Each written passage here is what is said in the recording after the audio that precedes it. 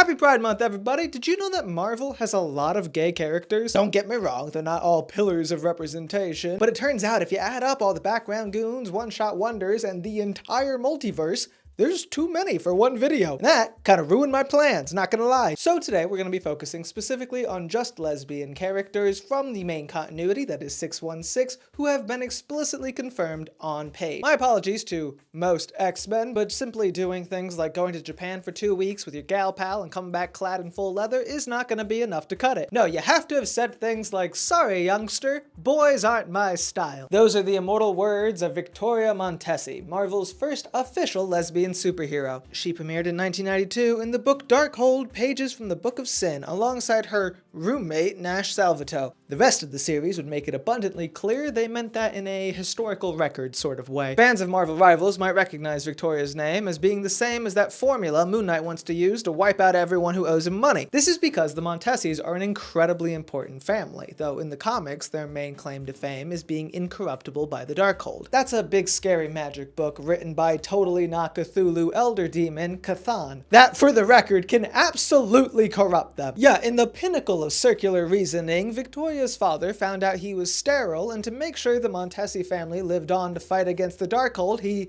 succumbed to the Darkhold. Which, yes, means that Tentacle Boy is technically Vicky's real dad. And when Nash gets caught up in an explosion, Victoria does consider using the Darkhold herself, but is stopped when Nash refuses to be saved at the expense of her lover's soul. And by now, some of you are probably saying, hey, did you say 1992? How can they be the first lesbian couple if Mystique and Destiny raised a whole-ass child together in the 80s? Well, listen, I apologize to the X-Men, didn't I? See, even though Mystique and Destiny were always intended to be lovers, and are even referred to as such, just in a different language. This is before Duolingo, so no one really caught on. They weren't explicitly confirmed until 2019. Cause, say it with me now, censorship is annoying, especially if you're a slut for semantics like I am, because in the meantime, both were shown having relationships with men. So was that just out of character? Does it represent compulsive heterosexuality, or are they just bisexual? Reader's choice. Truthfully, unless otherwise stated, if you prefer to read any of these characters as bi, then all it's gonna affect is my theming. For the sake of the arbitrary number, though, let's go ahead and say Destiny, you're a lesbian. Mystique, we'll see you again in 2 weeks. Now, with the fun of retcons established, this does beg the question, who is the first lesbian character chronologically? An argument could be made for Destiny, seeing as she is Irene Adler, as in, yes, that Irene Adler. And I'm sure having a wife that could see the future didn't affect Sherlock's famous deduction skills at all. But we can actually go even further back to Ea Nahanda in the 11th century. The second ever queen to rule over Wakanda, she is most famous for founding the Dora Milaje. But that's only because a lot of people don't know that as the Black Panther, she was a part of the Avengers of 1000 AD, where she started a relationship with her teammate Gale, an outlaw Atlantean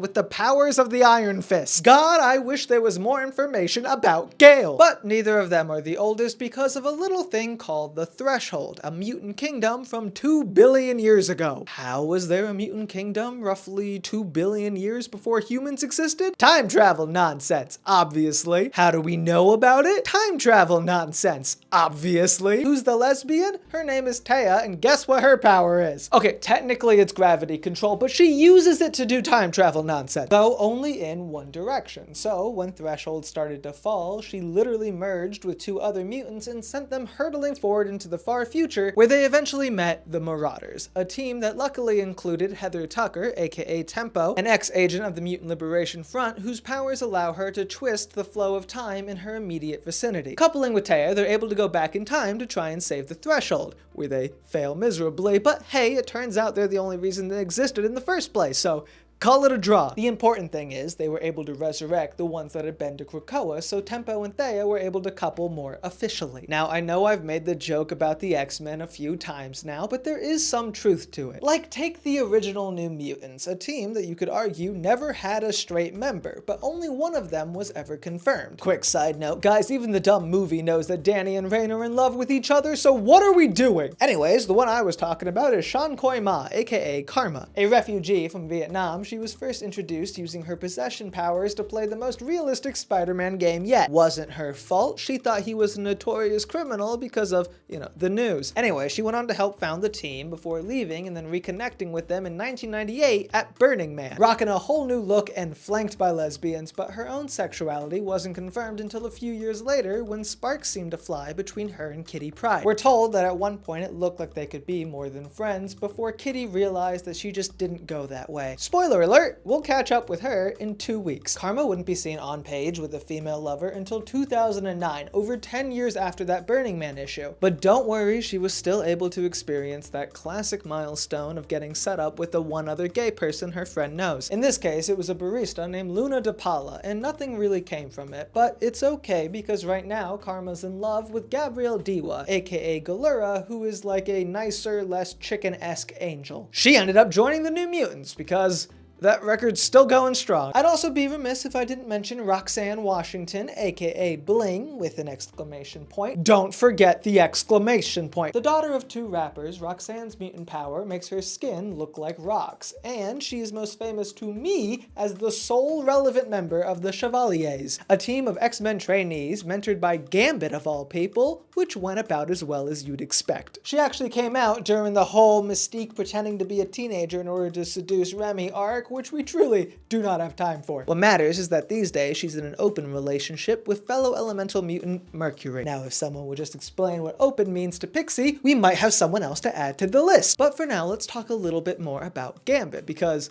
honestly, guys, I only have so much self-control. Now, despite all evidence to the contrary, Gambit is not technically a lesbian, but the closest thing he has to a legacy hero is. Meet Carmen Cruz, who originally went by Gimmick and dressed like this. She was a part of the COTA, which stands for Cultural Appropriators. The O and T are silent. No, the Children of the Atom were a bunch of human teenagers who found some alien tech and decided to cosplay being mutants because, this seemed really cool. This opened them up to horrors beyond imagination because of course it did. But the twist was that Carmen actually was a mutant. Specifically, she was a metamorph, able to change any part of her body into anything else. The same could not be said of her girlfriend Buddy, aka Cyclops-Lass, whose father actually called mutant deportation services on Carmen. An arc I like to remind people of every time they start saying shit like Krakoa was the mutants being just as bad as the humans. But hey, I guess it all worked out because she ended up on the Dark X-Men working with Gambit. And honestly, I'm only half kidding when I say that something about this man must scream trains young lesbians to fight people, because he's still doing it right now. The current student class in New Orleans includes both Jitter and Calico. Real name, Sophia Young. Jitter is a young mutant from Singapore whose powers are super ADHD. She can become an expert at anything if she hyperfocuses for 1 minute. Imagine what she could do on some Adderall. Meanwhile, Calico, aka Becca Constance Simone Pignette, has a horse. Or at least something that looks a lot like her dead horse, Ember. Want more information? Too bad. Like I said, the girls are new. They just announced they loved each other like last week, specifically to throw off my rhythm. Anyways, circling back to the New Mutants, one of the newest members is Escapade, a trans woman from Massachusetts. Real name, Sheila Saxton. She has the power to literally trade places with anyone around her. She started dating Martha Johansson, aka Cerebella. Originally called No Girl, she spent a lot of her life as a brain in a jar, but Krakoan Resurrection allowed her to get her body back, so now she's a brain in a jar surrounded by flesh. Aren't we all? They were cute together, but had to break up because Sheila shipped off to Avengers Academy, where she's now dating Blade's daughter. And yes, I know what you're thinking, but it is possible to be young, gay, and not a mutant. Most famously, there's young Avenger America Chavez, who has the power to channel interdimensional energy into her body, allowing her to do all sorts of crazy things, like fly, possess super strength, make multiverse portals, and, of course, generally confuse Kate Bishop. Her parents were Amelia and Elena Chavez, 2 scientists working at a medical facility on the Utopian Parallel. Unlike in the film, that's not another universe. It's a billionaire's private island off the coast of Long Island.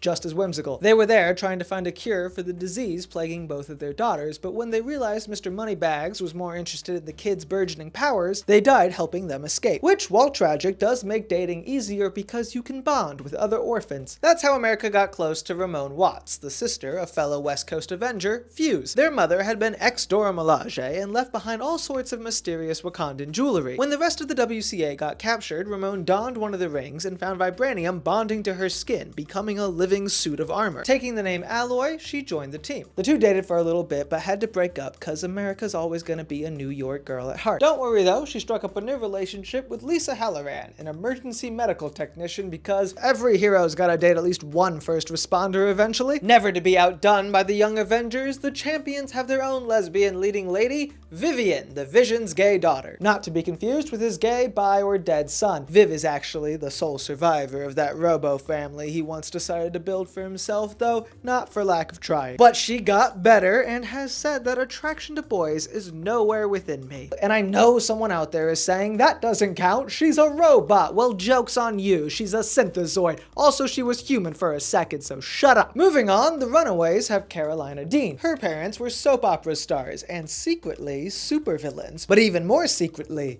aliens. Yeah, as a teenager, Karolina discovers she's a Magisdarian with the power to manipulate solar energy, like a more psychedelic version of Superman. She even goes by Lucy in the Sky for a little bit. And if that wasn't shocking enough, one day a super Skrull named Xavin popped up out of nowhere, suggesting they get married to stop a war between their people. When Karolina pointed out the obvious issue, Xavin simply shapeshifted into a female form, which, yeah, kind of solved it. This isn't so much a trans metaphor as it is an example of gender fluidity, as at one point Xavin compares staying the same gender to wearing the same hat every day. So, I don't know. Secret 51st lesbian if you want to count them. Anyways, it falls through, and now Karolina is dating fan favorite Nico Minoru. 2 weeks. Finally, over at Strange Academy, Despair, aka Desi, is the daughter of Sim, one of the demons from Limbo that abused and assaulted magic as a child. Genuinely, the fact he has a daughter is too upsetting to think about. So instead, let's focus on the fun Monster High vibes of a demon rooming with a zombie. Zoe Leveau was dead. Then some magic happened, and she wasn't. She wore a special amulet to hide her secret, but it did not work on Desi, much to the poor girl's confusion since no one else seemed to care about the dead person walking around. On parent-teacher night, Zoe's family let it slip that she had a crush on Desi, which could have been mortifying, but luckily the feelings were reciprocated. And speaking of the surprised children of side characters, meet Tony Ho, whose name is a coincidence. When she was 11, her father, Ho Yinsen, sacrificed himself to give Tony Stark a cool origin story. Naturally, she grew up kinda peeved about that, so she became Iron Man out of spite. Okay, technically Iron Patriot, but still. When the New Mutant Sunspot bought the criminal organization AIM, we do not have time, she became one of their leading engineers and fell in love with a sentient suit of armor. Okay, again, technically she fell in love with Aiku Jokinen, a woman who had been merged with a sentient suit of armor. She wasn't trapped or anything, just kind of became buddies with the suit's AI and didn't want to kill it by leaving. And the feeling was clearly mutual because when critically injured, the suit prioritized healing her, allowing itself to die while making sure to leave behind a stylish undersuit so she can keep superheroing. Speaking of badasses in battle armor, let's turn our attention to Wakanda. Originally both members of the Dora Milaje, Aneka and Ayo turned against the crown after the former killed a village chieftain. Despite Ayo's attempts to defend the action by showing how the chief had treated women, Aneka was sentenced to death. So she did the only reasonable thing, stole the Midnight Angels suit and bust her lady out of jail. Slipping Aneka a spare, they became the Midnight Angels, two freedom fighters liberating women across the kingdom. And this new rival Dora Milaje tangled with both the Jabari and the royal family, conquering the former's land and helping push the latter towards turning Wakanda into a constitutional monarchy. Listen guys, writing 50 segues is hard. On to Asgard, or actually Heaven, the secret 10th realm you unlock when you complete the other 9. And I'm not talking about a city in the clouds with angels and stuff, that's Heaven with an A. I'm talking H-E-V-E-N, a city in space with angels and stuff. It's where Odin's eldest child was taken after being kidnapped by the Queen of Angels. Odin thought she died, but in reality she was secretly raised there under the name Angela. Angels are not known for their creativity, nor are they known for having boys. Only 1 in 100 babies born in heaven are male, and they don't get to do any of the fun hunting or killing people that the girl angels do, which is why when one of them wound up saving Angela's life, all they asked for was to be freed. Angela was able to make them the person they always knew they were supposed to be. Taking the name Sera, they began a relationship and over time fell in love so hard that when Sera died, Angela not only went through hell, kill, but conquered it in order to get her back. Now, technically, angels aren't really supposed to fall in love, but when they do, there are usually tragic undertones. Take Fernande and Anemone, secret lovers ripped apart when Malekith made a resolution to try new things. See, he made a deal with the Queen of Angels to help her conquer Asgard and Earth. His only request was that he get to scratch killing an angel off his bucket list. Anemone was chosen at random, and Fernande was so enraged that she ended up defecting, joining the League of Realms, and fighting against Malekith in an attempt to avenge her lost love. And as tragic as it is to lose a loved one to senseless violence, imagine if you then had to go on a road trip with them. That was the fate of poor Runa and Alta, both Valkyries. When Alta was killed, Runa had to escort her soul to Valhalla. On the way, they were ambushed by Null and got trapped inside a headless celestial, don't ask, where they were separated and made to relive their memories for millennia. Runa eventually escaped and led her charge to free the rest of the Valkyries, but only got to see Alta for a short moment before she resumed her trek to Valhalla. As I'm sure you can tell, Runa is an adaptation of Tessa Thompson's character from the MCU. But what about the comics' original Valkyrie, Brunhilde? Well, she's not a lesbian, but she used to share a body with one. You know how Thor used to pretend to be a guy named Donald Blake? Well, imagine if that was a real dude just chilling in a pocket dimension while he was out Thoring around. That's life for Annabelle Riggs. To be fair, she kinda brought it on herself. Originally an archaeologist, she uncovered an artifact that rose the Viking dead. This clearly annoyed Valkyrie, who came to destroy the statue. But to make up for doing the obviously right thing, Val begrudgingly agreed to let Riggs ride along on her next adventure, which went about as well as you'd expect. Brunhilde sorta lost it, which means that Riggs lost her life. Feeling extra bad about that, she got Clea to whip up the switcheroo system. So Annabelle got to stick around, kinda, on the Fearless Defenders, where she met her girlfriend, Ren Kimura. They had a good thing going all the way up until Valkyrie died. Then it was Ren's turn to get Clea's help, tracking down Annabelle's essence and restoring her to her own exclusive life. Kimura is what is called an inhuman, meaning that she thought she was normal her whole life until a cloud misted on her. Then, suddenly, she was able to do the most lethal version of ribbon dancing ever put to page. The ribbons are metal and part of her arm, cause why not? Pterogenesis can do all sorts of fun things, like it gave Jovanna Swain a tail, kinda just for vibes. Jovanna's real inhuman power is being able to read and adjust other people's emotions. That's why she was made the captain of the Royal Inhuman Vessel. Oh, sorry, did that not quite line up? I forgot to mention, the RIV is powered by another inhuman named Hub,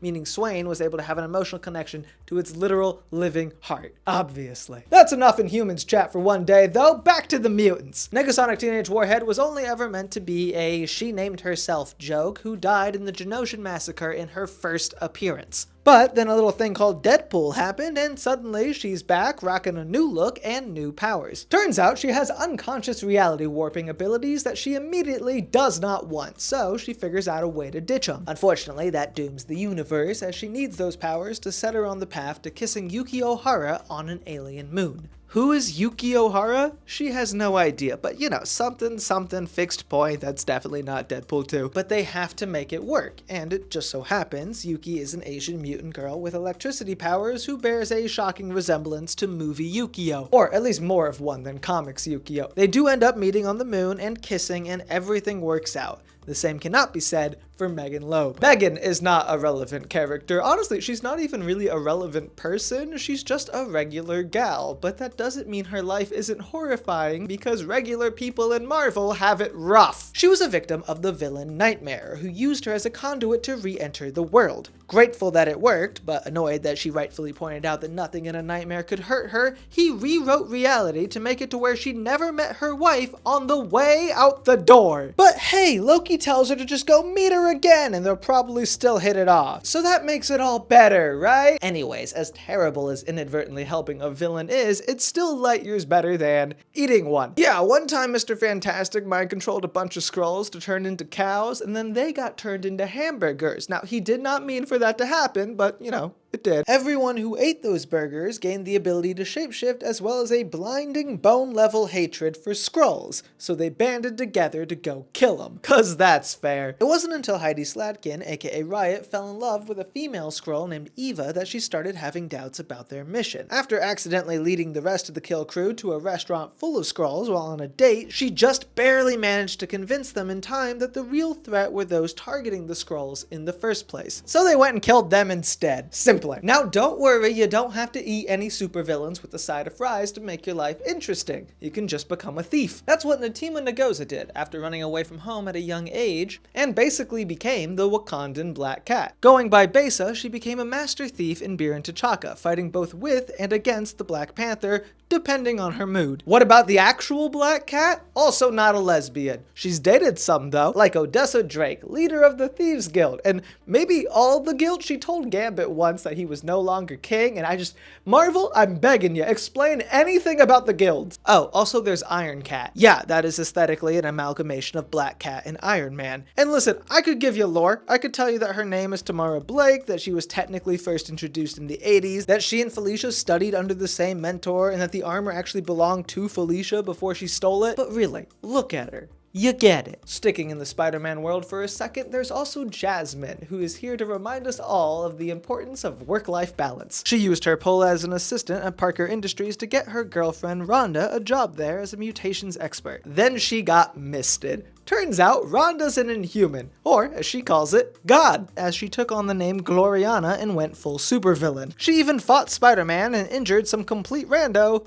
named Jasmine. And all of this could have been avoided with some healthy boundaries. Now, for number 50, I have saved someone big, a character who not only appears in more comics than anyone else on this list, but who is also retroactively the first lesbian character Marvel ever published. Actually, she predates the company even being called Marvel. I am, of course, talking about the one, the only, Chili Storm. Y'all don't know Chili? She premiered in the 40s, got her own spin-off series in the 60s, while books like Spider-Man and X-Men were still finding their footing. She's a key supporting character for Millie the Model, originally appearing as a vain, selfish rival, but slowly growing into a close friend. Her sexuality was finally made explicit in 2004, and honestly, I feel like there's more that can be done with her. Marvel's always had a hard time working in their pre-superhero days characters, but even Millie got to be a S.H.I.E.L.D. agent for a bit. But for now, that does round out our list, so make sure to comment down below, tell me which X-Men I left out, and subscribe to see the other installments of this series, which should hopefully go out this month. I just have to post consistently, and I'm already a week behind.